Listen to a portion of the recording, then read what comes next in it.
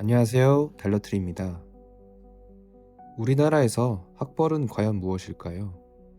여전히 공부 잘하는 것이 곧 일 잘하는 것이라는 이 공식, 앞으로도 유효할까요? 그동안 우리 사회에서 학벌은 단순한 교육의 결과가 아니었습니다.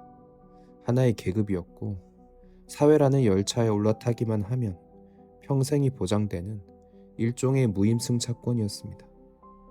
물론 학벌 중시 문화, 한국에만 있는 건 아닙니다. 하지만 우리만큼 그 결합도가 단단하고 경직된 나라는 드뭅니다. 표준화된 시험 성적으로 온 국민을 줄세우고 학벌을 성실함과 지능의 증명서로 통하는 이 문화.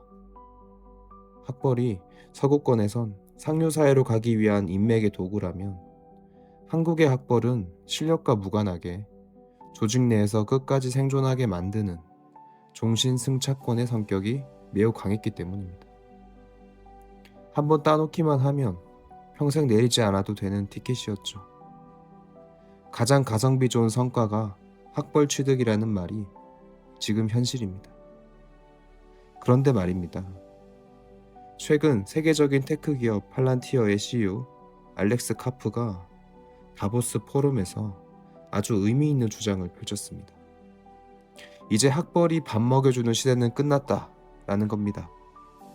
지금 AI가 지식의 가치를 무너뜨리는 이 시점에 우리가 그동안 당연하게 여겼던 교육 투자는 과연 합리적이었을까요? 아니면 착각 속에서 기회비용을 날리고 있는 걸까요? 오늘 달러트리에서는 알렉스 카프가 던진 냉혹한 메시지를 토대로 미래 학벌 사회의 종말과 그 이면에 숨겨진 경제적 진실을 데이터로 읽어보겠습니다. 자, 수치부터 보겠습니다. 통계청 발표에 따르면 지난해 우리나라 사교육비 총액은 약 27조 원에 달합니다. 27조 원. 이 얼마나 큰 돈일까요? 이 돈은 우리나라의 1년 국방비의 절반 수준이자 웬만한 글로벌 기업 하나를 통째로 살 수 있는 거액입니다. 그런데 더 놀라운 건 뭔지 아십니까? 이 27조 원이 새로운 가치를 창출하는 곳이 아니라 옆 친구보다 문제 하나 더 맞히기 위한 그 제로섬 게임에 쓰이고 있다는 사실입니다. 만약에 이 27조 원을 매년 미국 나스닥 100이나 S&P 500 같은 지수 ETF에 투자했다면 어떻게 됐을까요? 지난 10년간 나스닥의 연평균 수익률이 약 18%를 대입해보면 우리나라는 지금쯤 약 630조 원 규모의 국부 펀드를 가진 경제 강국이 되어 있었을 겁니다. 이는 세계 최강이라 불리는 노르웨이 국부 펀드가 기록 중인 지난 10년 연평균 수익률 약 7.7%를 압도하는 수치입니다. 하지만 현실은 냉혹합니다. 그 어마어마한 국부는 지금 강남 학원가의 임대료로 그리고 우리 아이들의 잠을 줄이는 비용으로 허무하게 날려버렸습니다. 한국경제연구원의 분석은 더 처참합니다. 이런 비정상적인 교육열과 인적 자본의 비효율적 배분, 그리고 그로 인한 저출산 문제를 경제적 가치로 환산하면 매년 GDP의 수퍼센트에 달하는 잠재적 손실을 보고 있다고 평가합니다.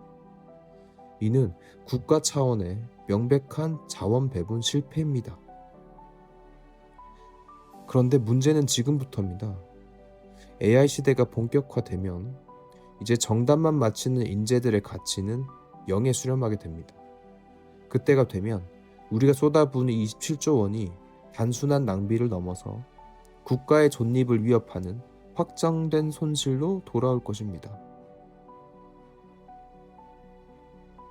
여러분, 우리나라는 세계에서 가장 교육열이 높은 나라입니다. 그런데 의문이 생깁니다. 왜 우리는 그 똑똑한 머리들을 가지고 세상을 뒤흔들 파괴적 혁신 기업을 만들어내지 못할까요? 왜 실리콘밸리의 창업 열풍은 한국에서는 이렇게 차갑게 식어버리는 걸까요? 저는 그 결정적인 이유를 이 학벌주의에서 찾습니다. 첫 번째, 이룰 게 너무 많은 인재들의 역설입니다. 소위 스카이라고 불리는 명문대 졸업장. 이건 한국 사회에서 평생을 보장하는 강력한 프리패스였습니다. 하지만 이 프리패스는 혁신을 가로막는 거대한 장벽입니다.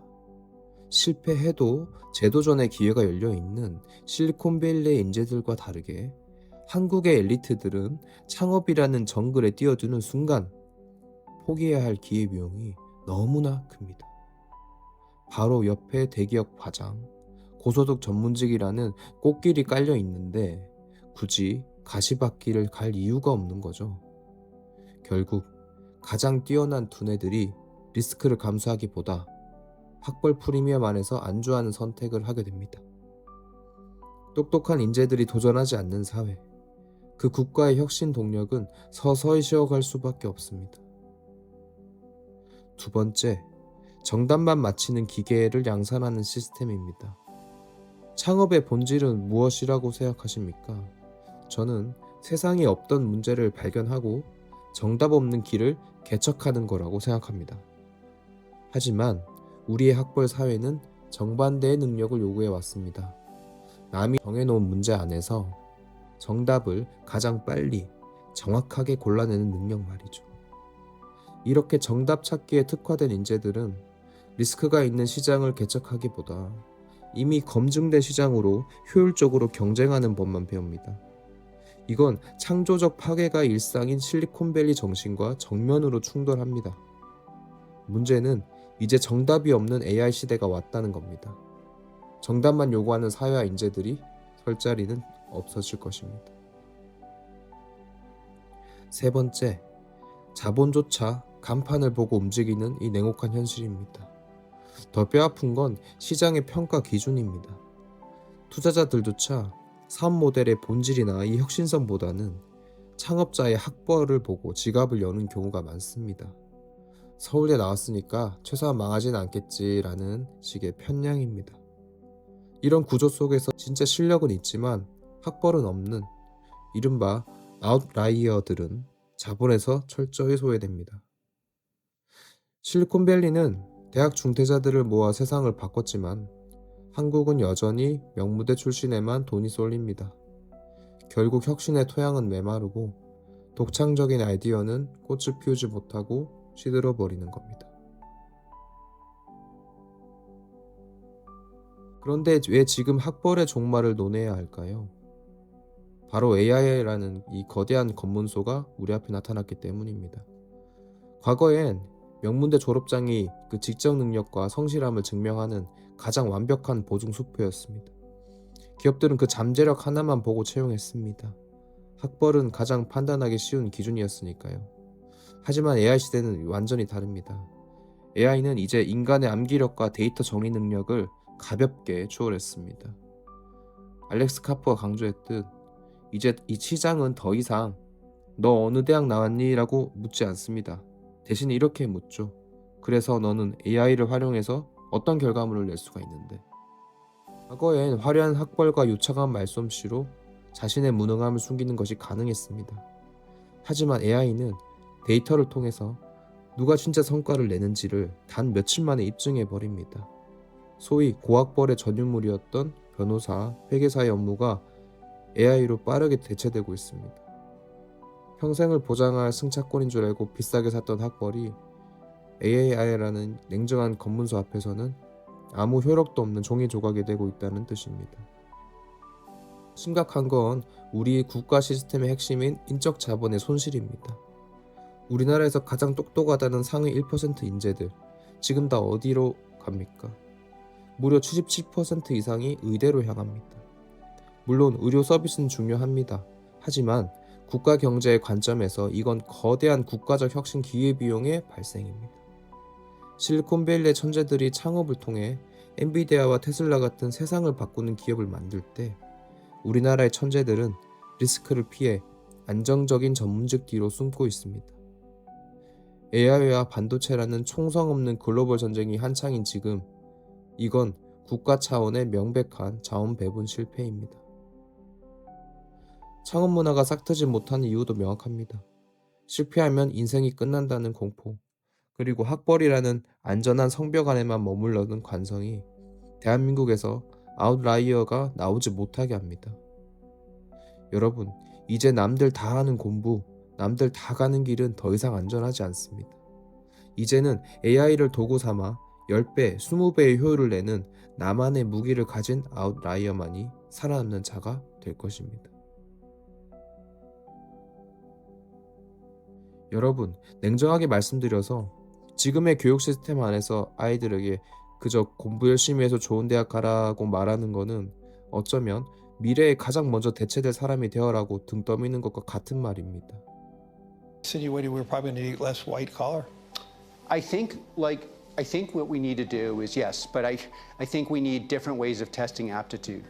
AI 시대가 요구하는 진짜 승차권은 1등 점수가 찍힌 성적표가 아닙니다. 스스로 문제를 정의하는 능력, 그리고 변화하는 기술을 내 도구로 만드는 유연함이죠. 이제는 포트폴리오의 정의부터 바꿔야 합니다. 지금부터 방법을 제시해 드립니다. 첫째, 속도의 혁신을 증명해 보세요. 과거 방식으로는 일주일이 걸렸을 작업을 AI를 활용해 단 하루 만에 끝낸 과정을 기록으로 남기세요. 단순히 결과물이 좋습니다가 아니라 내가 어떤 논리적 프롬프트를 설계해서 최적의 답을 끌어냈는지 그 사고의 궤적을 보여주는 것, 그것이 AI 시대의 새로운 지적 능력 증명법입니다. 둘째, 완벽함보다 회고의 가치를 믿어보세요. 결과가 처음부터 완벽할 필요는 없습니다.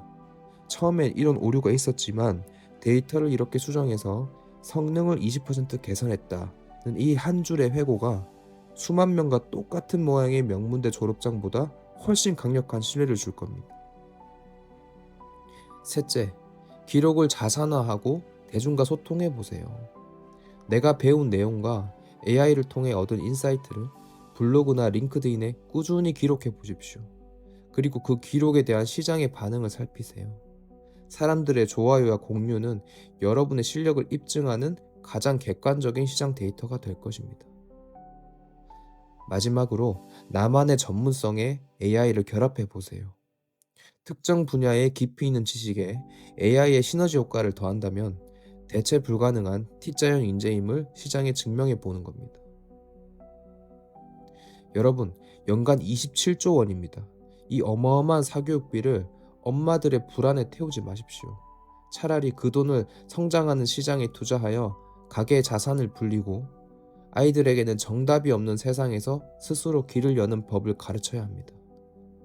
학벌이라는 낡은 입장권에 안주하기엔 세상이 너무 빠르게 변하고 있습니다.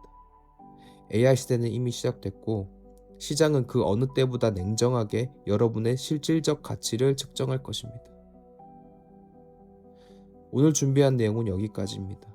여러분은 연간 27조 원이라는 이 거대한 기회비용에 대해 어떻게 생각하시나요? 여러분의 소중한 의견을 댓글로 남겨주시기 바랍니다. 오늘 내용이 인사이트를 드렸다면 구독과 좋아요 부탁드리고요. 지금까지 달러트리였습니다. 감사합니다.